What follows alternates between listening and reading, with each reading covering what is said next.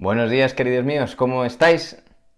Podéis sentaros. Esto es Coronaphilus, bienvenidos un día más. Hoy vamos a estudiar a uno de los filósofos más influyentes de toda la historia del pensamiento, que seguro que os sonará. Su nombre es Karl y su apellido es Marx, y hoy vamos a estudiar la introducción a su pensamiento. Si no te lo quieres perder, coge papel, coge boli, prepárate para adentrarte en el pensamiento de esta pedazo de bestia de filósofo. ¡Vamos allá!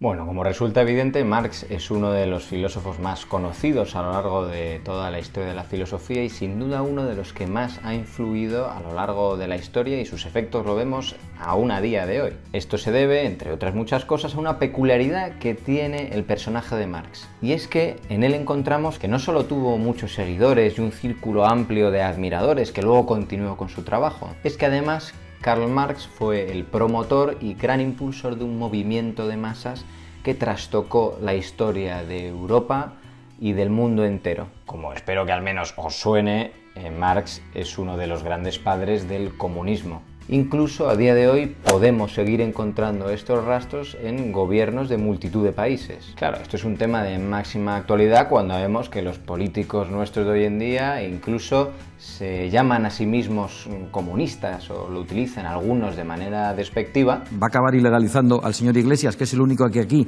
se ha proclamado comunista, por cierto. Y que no va a venir ningún burócrata, ni ningún socialista, ni ningún comunista a decir a mis hijos. Y también esos que han lanzado alertas violentas, los que representan al viejo comunismo. Como un insulto, pedir al Partido Popular que haga vicepresidente del gobierno a un partido comunista, populista como Podemos. Y otros afirmándolo casi con orgullo. Comunista. Yo soy comunista. Claro. Y una cosa que a los comunistas nunca... Pues bien, ¿qué es esto del comunismo? ¿De dónde viene? Tiene mucho que ver con las teorías de este señor que vamos a empezar a estudiar hoy. Ahora bien, solo con este ejemplo ya nos debe saltar la alarma. Hay una cuestión que hace que el estudio de Marx sea especialmente dificultoso, y es que a menudo es muy difícil distinguir qué partes de la teoría marxista, que es como se ha llamado, pertenecen realmente a Marx o ha sido desarrollada por sucesores discípulos o ni siquiera discípulos, sino otros pensadores que han querido secundar esas ideas. Tenemos el ejemplo claro de la Unión Soviética. ¡Comunisten! La revolución bolchevique de 1917 en gran medida estuvo impulsada por las teorías de Lenin, que fue uno de los máximos seguidores del marxismo. Luego eso se convirtió en un régimen comunista que ha estado durante varias decenas de años rigiendo toda la tierra de Rusia. Claro, no podemos decir Marx es igual a Unión Soviética, porque hay muchas medidas que se han tomado en este gobierno que son contrarias o se alejan de los principios de Marx, igual que tampoco podemos hacer responsable a Marx de todas las muertes y los males que han llevado a cabo estos gobiernos. De lo que no puede caber ninguna duda es de que ha sido un personaje polémico donde los haya y que merece toda la pena dedicar, aunque sea unos breves minutos, a intentar entender quién es, qué hizo y por qué hizo lo que hizo. Bienvenido, esto es filosofía, vamos a darle caña aquí al tema. En este vídeo de introducción vamos a ver algunos rasgos básicos del contexto en el que vivió Marx, algunos datos de su biografía y un acercamiento a los filósofos o pensadores que más influyeron en sus teorías, lo que nos permitirá poder entenderlas de verdad y hasta el fondo. En primer lugar, vamos a intentar entender algo del contexto en el que vivió Marx. Bueno, como veremos ahora en un momentín, Marx nació en la primera mitad del siglo XIX y por lo tanto, en ese momento histórico vamos a tener que comentar al menos dos hechos, dos aspectos de esa situación histórica que van a ser hiperdecisivos para todo el desarrollo del pensamiento de Marx. Me refiero a las corrientes revolucionarias y a la revolución industrial. Como espero que todos vosotros sepáis, la gran revolución cercana a esta fecha de nacimiento de Marx es la Revolución Francesa de 1789, que aunque finalmente terminó fracasando como revolución, como programa de cambio político, sin embargo consiguió expandir por toda Europa los ideales ilustrados desarrollados especialmente en Francia. Este espíritu luego fue el caldo de cultivo que generó que más adelante, a lo largo de todo el siglo XIX, se sucedieran una serie de revoluciones que ahora sí trastocaron y cambiaron de manera definitiva el panorama sociopolítico europeo. El culmen, seguramente, de estas revoluciones liberales es la revolución de 1848, que a Marx le pilló de lleno. Simplemente un dato a tener en cuenta: estas revoluciones fueron llevadas a cabo especialmente por la burguesía y en muchos casos también por grupos obreros que por primera vez actuaban de manera conjunta, como grupo. ¿En qué va a influir esto en Marx? Bueno, pues él evidentemente va a seguir todo este espíritu revolucionario, lo va a apoyar, lo va a instigar, y eso le acarreará múltiples censuras, expulsiones de casi todos los lugares en los que estuvo. Vamos, que era peleón el chaval. Y en segundo lugar tenemos la revolución industrial. Gracias a los múltiples descubrimientos científicos que se hicieron en los siglos precedentes, se pudieron llevar a cabo una serie de avances técnicos que cambiaron radicalmente la forma de entender el trabajo y también la organización social. El proceso de industrialización, llevado a cabo principalmente en Gran Bretaña con sus nuevas máquinas, con sus nuevas industrias,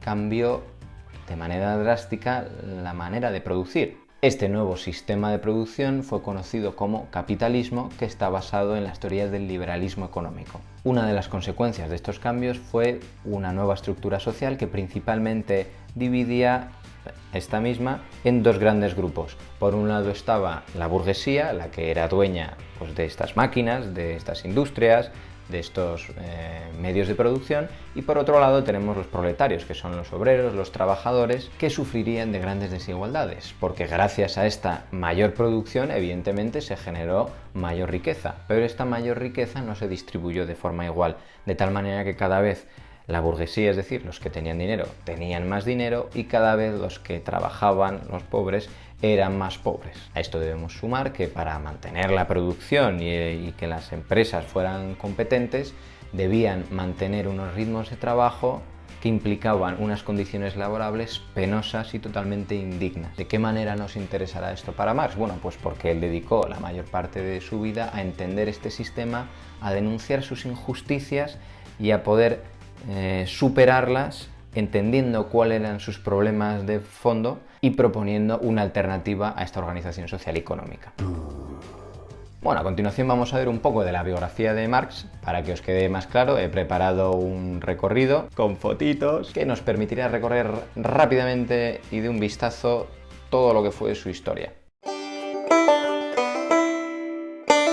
Karl Marx nació en 1818 en Treveris, una ciudad del antiguo Reino de Prusia. Nació en el seno de una familia acomodada, siendo su padre abogado, y por seguir los pasos de su padre, a los 17 años Marx se matriculó en la universidad en la Facultad de Derecho. Sin embargo, pronto renunciaría a esta carrera al ser atraído totalmente por el estudio de la filosofía. Entró en contacto con los grupos de la izquierda hegeliana, un grupo de pensadores que continuaban las teorías de Hegel. Estos grupos eran marcadamente revolucionarios, lo cual llevó a que fueran rechazados. Esto hizo que Marx tuviera que abandonar la carrera académica, salir de las universidades y buscar un hueco en el mundo del periodismo. En este periodo también estudió al filósofo alemán Ludwig Feuerbach. Mientras tanto, había llegado a ser redactor de la Gaceta Renana, un periódico a todas luces crítico con la monarquía prusiana y su gobierno. En 1843 fue un año movidito para Karl Marx. Se casó con Jenny von Westphalen. Ese mismo año, distintas persecuciones a las que son sometidos los grupos de izquierdas, en los cuales estaba integrado Marx,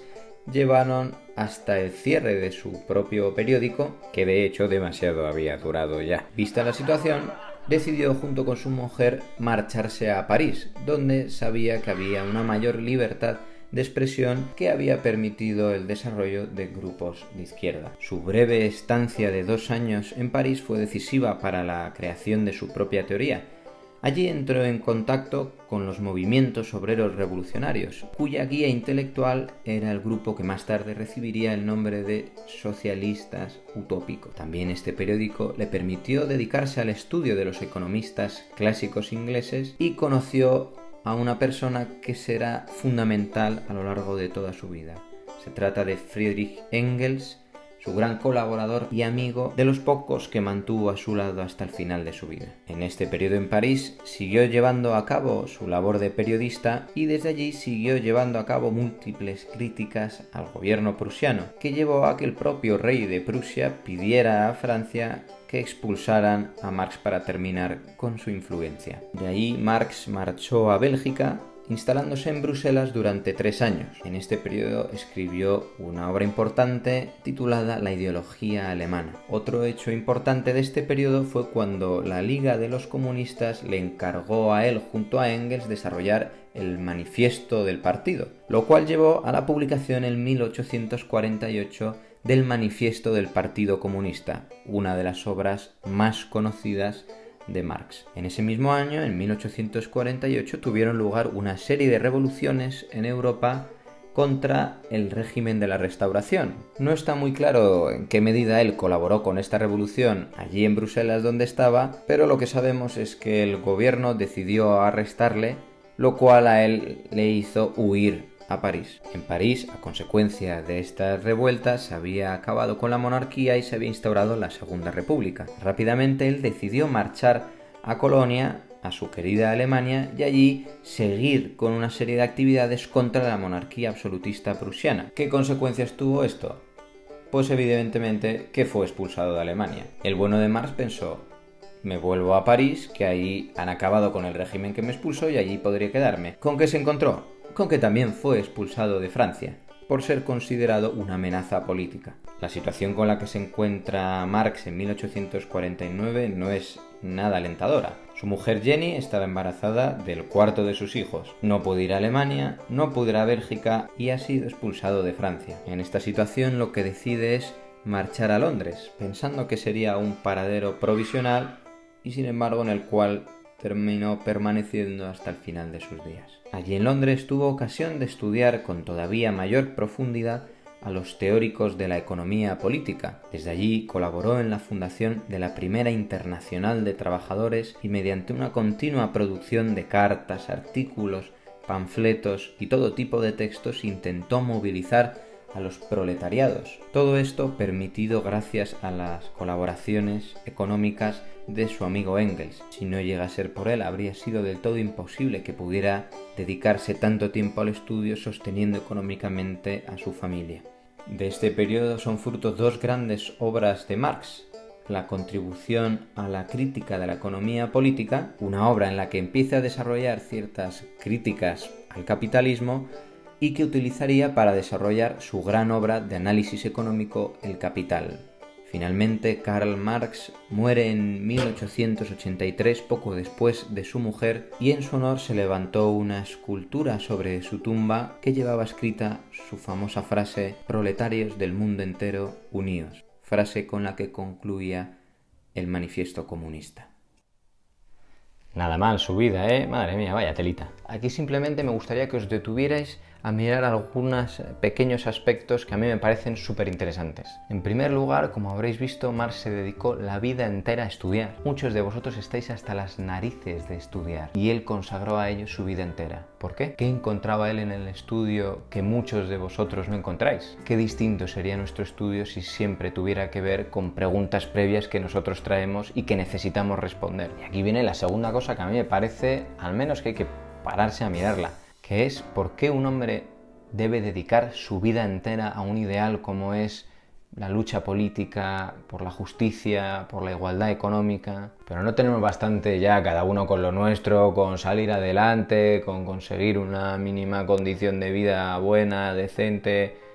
Vamos a estar aquí dedicando la vida para la justicia de los demás. Bueno, pues Marx la dedicó realmente toda, y toda es toda. Como habéis podido ver, fue expulsado de casi todos los lugares en los que estuvo. Eso implica tener que huir, tener que dejar las relaciones que va haciendo, viviendo en general en condiciones de pobreza, de penuria, intentando sacar adelante una familia. ¿Por qué? Espero que no estéis pensando, evidentemente, que os lo voy a responder yo a esta pregunta. Simplemente un apunte, por si queréis profundizar más en la vida de Marx. Hace unos años salió una película que relataba los años de 1843 hasta 1848 más o menos, que es todo el periodo en el que él marcha a París por primera vez, y al final termina escribiendo el Manifiesto Comunista. La película está bien, es entretenida, cuenta su amistad con Engels, la relación con el resto de socialistas que fue conociendo y se puede ver bien su espíritu agresivo, duro, crítico, pero a la vez incombustible. Mola, si os interesa podéis verla. Bueno, en último lugar, si todavía estáis ahí, vamos a ver las influencias que ejercieron sobre Marx distintos pensadores. Es decir, de dónde bebió él la información que luego le permitió generar sus propias teorías. Fundamentalmente se reconocen 4. Vamos a verlas también en un formato más gráfico y también con fotitos. Vamos a ver en grandes pinceladas las grandes influencias que recibió Marx a lo largo de su vida y que fueron poco a poco formando su propio pensamiento. Como hemos visto, Marx fue un gran estudioso que entró en diálogo tanto con personas de su tiempo como con autores del pasado que pudo estudiar y en relación a ellos, debatiendo con ellos, en contraposición con ellos, fue desarrollando sus propias teorías. Veremos de cada uno de ellos qué estudió, qué le influyó y qué criticó de ellos. En primer lugar, la relación con el hegelianismo. Hegel es uno de los grandes filósofos de la historia, alemán, vivió un periodo poco antes que Marx y marcó muchísimo la corriente filosófica del momento en el que Marx empezó a estudiar en la universidad y se acercó a la filosofía. Es uno de los mayores exponentes del idealismo alemán. Su pensamiento es realmente complejo, así que solo vamos a señalar 2 aspectos que fueron muy decisivos para las teorías de Marx: el valor del estudio de la historia y la dialéctica. Hegel concedió una importancia al estudio de la historia muy poco común en la historia de la filosofía previa. Para este filósofo alemán, el estudio de la historia era fundamental para poder llevar a cabo una buena reflexión filosófica. ¿Por qué? Bueno, pues porque la historia, dirá este pensador, tiene sus propias leyes. Es decir, se puede descubrir un proceso racionalmente inteligible cuando estudiamos los distintos episodios de la historia. Ves que entre sí tienen un sentido, están ordenados, no suceden de forma caótica. Claro, ¿qué es lo que implica esto? Que no se puede entender la historia estudiando los hechos aislados. Cojo esta batalla, esta guerra, este monarca. Para comprender cada episodio es necesario comprender la época que tiene detrás y que lo sostiene, con su arte, su filosofía, sus costumbres, etc. Esto generó nuevos intereses en el acercamiento al estudio de la historia y se empezaron a estudiar temas como la historia del comercio, de las modas, del folclore, del lenguaje, distintos temas que como mucho podían llegar a ser curiosidades, pero no eran considerados como algo relevante. Según Hegel, todos estos aspectos expresan la evolución de la humanidad, entre comillas, del transcurso de la humanidad, de cómo ha ido evolucionando, de cómo se ha ido desarrollando. Esta humanidad, Hegel la llamó idea o espíritu. Por lo tanto, para Hegel, la historia sería el desarrollo del espíritu. Es decir, cómo el pensamiento, la tradición, cómo cada época, con su contexto, con su fondo, ha ido cambiando y cada una ha ido generando la época posterior. Un punto importante como consecuencia de esta teoría es que para él es el espíritu quien genera los cambios históricos. Esto quiere decir que es este trasfondo que encontramos en cada época quien determina los cambios que suceden en cada periodo histórico. ¿Por qué? Porque es este espíritu, esta idea, la que condiciona la mentalidad de cada sociedad y por lo tanto la que le lleva a actuar de una cierta manera. Para ver esto en un ejemplo, podríamos decir que la Revolución Francesa no consistió, para entender esto podemos verlo en un ejemplo. Si observamos la Revolución Francesa, diría Hegel, podríamos ver que no consistió principalmente en el conjunto de hechos violentos llevados a cabo por unas personas contra el poder y que sucedieron en París y más tarde se extendieron a otras zonas, sino que la Revolución Francesa principalmente consistió en una mentalidad que fue generada por unos pensadores, por unas condiciones sociales, por unas tradiciones y que llevó a unos sujetos a realizar esos hechos. Por lo tanto, lo importante es esa mentalidad que había detrás. ¿Cómo influyó esto en el pensamiento de Marx? Bueno, pues él asumió totalmente esta teoría según la cual la historia sigue unas leyes y estas leyes son racionalmente comprensibles. Y por lo tanto, la tarea del pensamiento, la tarea del filósofo, es comprenderlas y poder hacerse cargo de ellas, entenderlas, y eso le podrá llevar a cambiar algo en el mundo. Este es el motivo por el que Marx dedicó, como hemos visto, largas horas de estudio en su vida a estudiar la historia, a estudiar datos económicos, a estudiar ciertos libros que nadie estudiaba, que nadie miraba, y que él fue el primero que empezó a darles importancia al considerar que tenían una gran relevancia para entender el momento presente y, por lo tanto, poder tomar decisiones acerca de cómo actuar. El segundo aspecto importante que vamos a comentar de la filosofía de Hegel es la dialéctica. La dialéctica sería esta ley que guía la historia. Según esta teoría, todo proceso consiste en un choque entre dos fuerzas. Tenemos un objeto, al tener ese objeto tenemos su contrario, y la existencia de los dos genera una tensión de la cual nacerá un nuevo objeto que producirá un avance. Para expresarlo, Hegel usó los términos de tesis, su contraria la antítesis, y de la lucha de los dos, de esta tensión, se genera una nueva síntesis.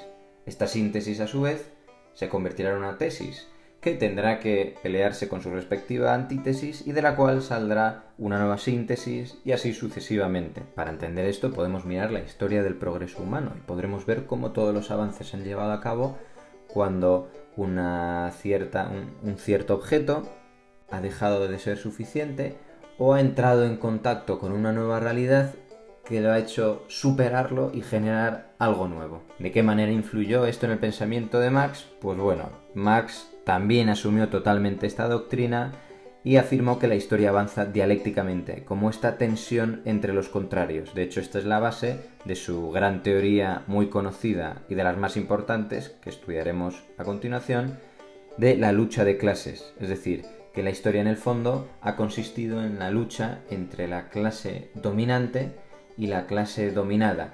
De la tensión que se generaba entre ellos dos se generaba una nueva clase que a su vez entraba en colisión con otra, y de esta manera ha ido funcionando la historia.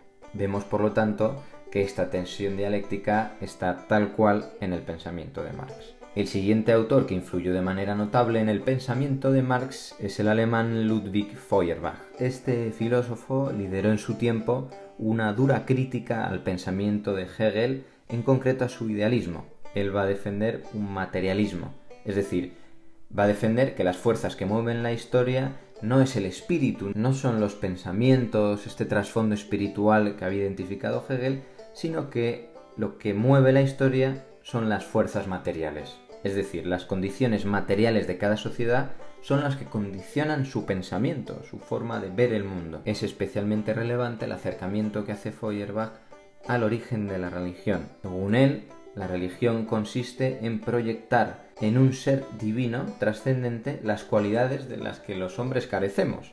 Por ejemplo, los hombres no somos buenos, vemos que no somos justos, vemos que nos falta armonía. Pues proyectamos todo eso que nos gustaría tener en un Dios que está más allá y que tiene todas estas características. Feuerbach critica durísimamente la existencia de las religiones y dirá que deben ser eliminadas para que el hombre recupere y pueda tener esas cualidades que piensa que no tiene y que no puede tener, y que al haber proyectado en un Dios la ha llevado a la alienación.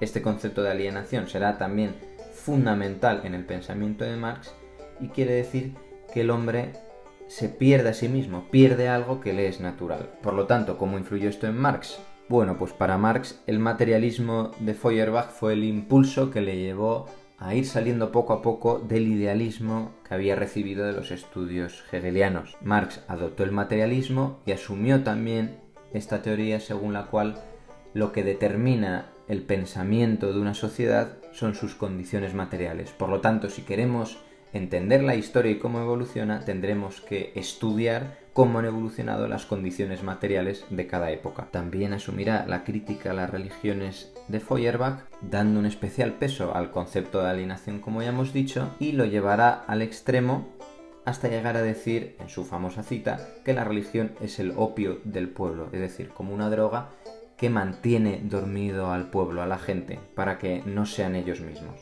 En tercer lugar, encontramos la influencia de los socialistas utópicos franceses. Este es un grupo amplio, podemos encontrar personajes como Saint-Simon, como Fourier o como Proudhon Este grupo lo conoció Marx, como hemos visto, en su estancia en París, y le llamó la atención la preocupación que este grupo expresaba por las cuestiones sociales, es decir, por la situación de los obreros, del proletariado y sus condiciones de trabajo pésimas. El mismo Marx alaba en ellos que fueron capaces de reconocer el antagonismo entre las clases, la cada vez mayor distancia entre las clases, y también le permitió introducirse de una nueva manera en la crítica de la política y de la economía. Estos pensadores llevaron a Marx a comenzar a realizar una serie de duras críticas al capitalismo y al liberalismo, y a la vez, como hemos dicho, a una mayor sensibilización por la cuestión social. Sin embargo, Marx les va a criticar la falta de rigurosidad científica en sus ensayos,